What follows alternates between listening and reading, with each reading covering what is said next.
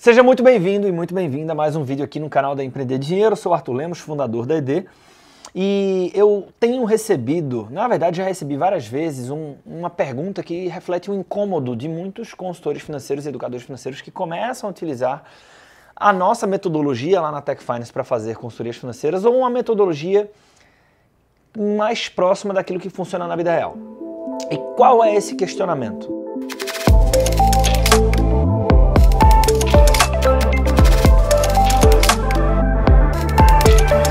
Trabalhava com consultorias financeiras e, cara, eu confio no método, em tudo que vocês defendem, mas eu fico desconfortável em vender uma consultoria financeira onde eu apenas tenho um encontro com o cliente, né? Eu estava habituado a vender ou oferecer as minhas consultorias dentro de um escopo onde eu tinha 6 encontros, 10 encontros às vezes, 4 encontros. Eu acho muito pouco e eu acho que eu não consigo executar o método por conta disso, né? E no final do dia, esse é um incômodo importante, porque se você não confia no método, você não vai fazer bem feito. A gente só vende, inclusive, aquilo que a gente acredita, que a gente vende primeiro pra gente, né? Sendo que há um erro, tá, neste entendimento de que o método preconiza apenas um encontro por consultoria financeira. E eu vou explicar nisso, tem uma parte do nosso método que a maioria das pessoas simplesmente ignora. Ela está lá no Master Plan, mas ignora. E faz diferença, né? Faz muita diferença. Então eu vou explicar isso no vídeo de hoje. Se você está chegando aqui agora, eu falo aqui para empreendedores de educação financeira, consultores financeiros dependentes, educadores financeiros profissionais, até agentes autônomos de investimentos, enfim. Se você quer ajudar as pessoas financeiramente, esse canal é para você. Então já se inscreve, já ativa o sininho para receber a notificação dos próximos vídeos e vamos nessa. O que é que eu vou fazer então neste vídeo? Eu vou passar o nosso método e por passar o nosso método vou entrar aqui na Tech Finance. Então, tá aqui a tela da Tech Finance, para quem não conhece, aqui nesses 4 cartões aqui em cima são os nossos softwares e tem um cartão aqui chamado Documentos Oficiais, muito importante, que ele é feito para que você seja mais produtivo. Inclusive, antes de entrar nesse cartão, a grande questão, né, a questão de $1 milhão é essa.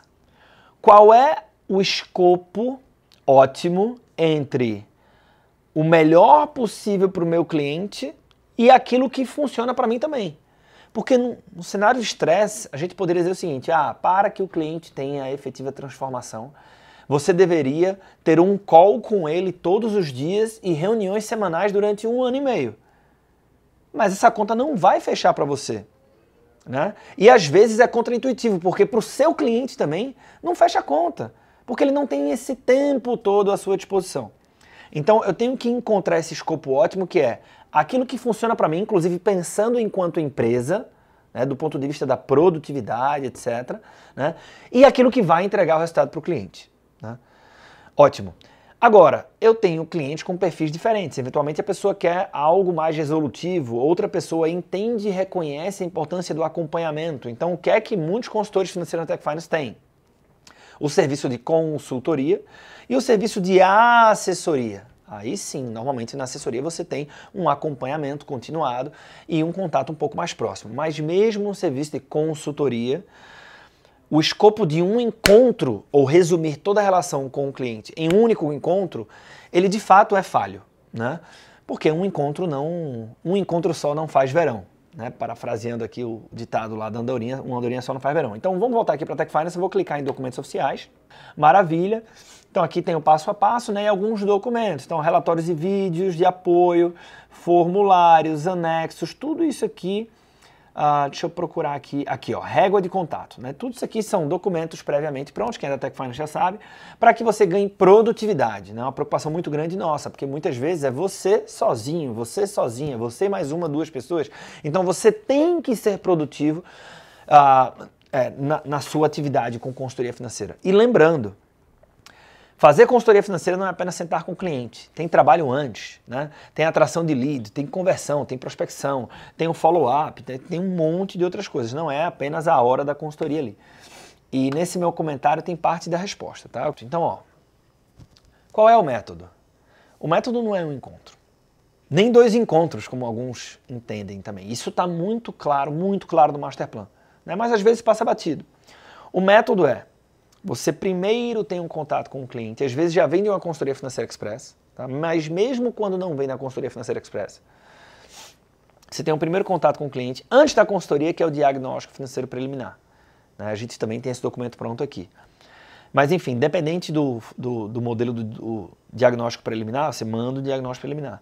A importância ali não é apenas você coletar as informações que são as respostas daquelas perguntas.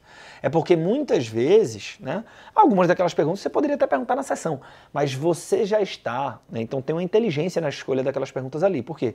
Você já está fazendo o cliente pensar na vida financeira dele de forma direcionada antes do encontro. Depois você vem para a sessão de consultoria. E no nosso método, a gente defende que ela tenha aí até 1h30, né? Se possível, não mais do que 2 horas. Então, Arthur, aconteceu, o papo era bom e tal, eu curti e tal, tudo mais. A questão é que uma coisa é, eventualmente, você cruzar com uma exceção. Outra coisa é falar, não. Todo meu encontro de consultoria é 4, 5, 6 horas às vezes.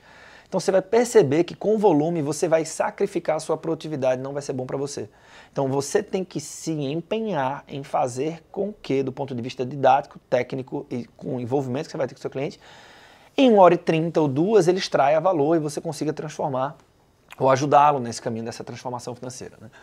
Pois bem, então você tem o diagnóstico preliminar, depois você tem a consultoria, depois você tem o envio 24 horas depois do Financial Life Plan e há também um outro ponto de contato que é o retorno avaliativo, onde esse cliente traz perguntas e a gente sabe que comercialmente também é um ponto importante de contato para você oferecer uma upsell, um cross-sell.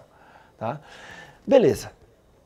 Sendo que ainda, então eu estou falando, ó, já não é mais um encontro. Você tem uma etapa anterior, você tem um encontro, você tem um envio de relatório com um outro encontro que é um retorno avaliativo. É importante chamar de retorno avaliativo e não de segundo encontro. Senão o seu cliente vai achar que é uma outra consultoria. Ele vai gerar essa expectativa e você vai frustrar. Tá? Então muito depende da expectativa que a gente gera. O pessoal da psicologia econômica nos ensina isso brilhantemente. Então é um retorno avaliativo. Um retorno de avaliação, onde você também pode fazer perguntas e você comercialmente vai oferecer um próximo passo. Ótimo. Sendo que, de acordo com o método, não acaba aí. Né? Tem uma aula lá no Masterplan, inclusive tem um documento que eu vou passar por ele agora com você, que é a régua de contato. Qual é a régua de contato que eu vou ter com esse cliente? Isso é fundamental para manter esse cliente engajado, para minimizar o esquecimento, que às vezes a pessoa se compromete a fazer a poupança, ou fazer o planejamento, e ela acaba esquecendo e deixa... Aumenta as chances desse cliente lembrar de você e comentar sobre você para outras pessoas, né? E assim, tudo isso ajuda com que ele aumente a probabilidade dele ser transformado e sendo transformado, tendo resultados reais, ele vai trazer mais depoimentos para você e isso vai te ajudar, tá? As chances dele comprar mais de você, a recompra também são maiores quando ele tem resultado. Então, a régua de contato, ela é parte inerente do método, não dá para descartar a régua de contato. E muitas pessoas incorrem aqui nesse erro, né, ou esse não seguir fielmente o escopo proposto. Né? Então, o que é que acontece? Olha só, régua de contato Tech Finance. 24 horas da reunião, você tem um lembrete. Você faz a reunião. Depois, você manda o Financial Life Plan 24 horas após a primeira reunião. Isso é o ideal. Eu mandei com 36, tudo bem, mas o que a gente quer colocar aqui é manda quente, né? Manda quente. Depois você tem os contatos semanais na semana, ao completar a semana 1, 2 e 3. Tá? E a gente dá aqui algumas sugestões de possíveis títulos que você pode utilizar nessa comunicação normalmente feita por e-mail. Tá? É o ideal. E por que e-mail? Você pode ter um Active Campaign no MailChimp, um software que vai te ajudar a automatizar esses e-mails, ou você vai ter uma rotina. Tá? Para começar, isso é suficiente. Então você vai colocar o seguinte, ó, toda sexta-feira às 14 horas eu paro e eu programo ou envio os e-mails da semana. É isso, tá? Então se você faz assim, você não vai mandar ao final de uma semana cravada. Você vai mandar com 8 dias, com 9 dias, com 10 dias, né? Mas o importante é mandar estes e-mails, construir essa régua de contato. Então você manda na semana 1, na semana 2, na semana 3, né? Isso pode ser uma comunicação dizendo que lembrou do cliente, indicando uma leitura, compartilhando um artigo, um pensamento adicional, revisando um conceito que você viu na consultoria, perguntando como é que está, qualquer coisa, tá? Você está agregando valor. O objetivo do e-mail não é não é criar no cliente, uau, que conteúdo fantástico. É se fazer lembrar e fazer com que ele lembre desse processo de educação financeira na vida dele. Né? Depois, na semana 4, a gente coloca como sugestão um CTA para um downsell ou para um up cross-sell se esse up cross-sell não tiverem acontecido. Né? Então, mesmo que você tenha oferecido ao final da consultoria assessorias que o cliente não comprou, nada impede que você teste ao final, no envio da semana 4, né, você falar o seguinte: não vou desistir de você. Cara, eu sei que você disse não naquele momento, mas pela minha experiência, o acompanhamento exerce um papel fundamental na construção de bons planejamentos que são resistentes ao tempo e tal, e você vai lá e escreve. Né? Mas, basicamente, semana 4 a gente sugere, tá, uma abordagem comercial nesse meio. Depois você tem novos contatos, mas agora quinzenais, semana 6, 8 e 10. Tá? Depois você tem, na semana 12, um outro contato, onde a gente coloca aqui a sugestão de você trazer alguma novidade de algo que você está fazendo, de alguma história de um cliente que você atendeu, algo que vale a pena compartilhar, e você solicita indicações também. Tá? Depois, com 6 meses, tá, você manda mais um follow-up, mais um contato, né, sugere conteúdo e tudo. Então, veja, a forma correta de fazer follow-up é sempre tendo antes a preocupação de agregar valor. E, por fim, o fechamento de um ano. Né? No fechamento do ciclo, um ano depois daquele atendimento consultivo, é muito oportuno você sugerir uma nova venda, uma nova consultoria. Por quê? Porque bons planejamentos são feitos periodicamente e extraordinariamente.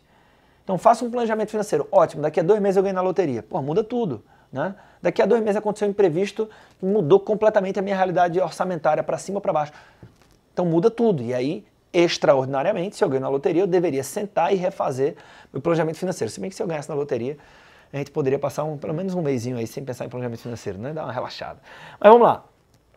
O planejamento periódico é justamente isso. Esse é o extraordinário. E o periódico, periodicamente, né, a gente tem essa ideia do ano calendário. Então, faz muito sentido se falar o seguinte: olha, faz 1 ano que a gente fez, né? Seria muito legal e inteligente do ponto de vista financeiro se a gente sentasse de novo para a gente atualizar esse plano através de uma nova consultoria financeira, para avaliar como é que foi a execução, confrontado, tal. E você convida esse cliente para mais uma jornada contigo. Então veja, a régua de contato, veja quanta coisa rica, importante e relevante acontece ao longo de um ano. E por método, todos esses contatos aqui, a maior parte desse vídeo que você está assistindo, eu não sentei com um cliente presencialmente, né, sequer remotamente. Né? O que é que pode acontecer? Se você aplicar isso aqui à risca, você vai perceber ali ganchos, oportunidades, né, de repente falar, pô, vamos bater um papo sobre isso? E ali você tem a renovação, uma outra venda, um cross-sell, um down-sell, ou até mesmo uma indicação muito quente. Né? Então isso pode acontecer, mas é do seu interesse. E antes de tudo, você está exercendo o seu papel de consultor financeiro que vai ajudar esse cliente na jornada financeira dele ou dela. Né? Então, é com o auxílio da régua de contato também, então a combinação de coisas, nenhuma delas isolada é bala de prata. Né? É o diagnóstico preliminar, por exemplo, na assessoria Tech Finance a gente coloca como diferencial o contato do consultor como um suporte à disposição desse cliente. Então tem alguns consultores que dizem o seguinte: cara, eu incluo isso dentro da minha consultoria. Né?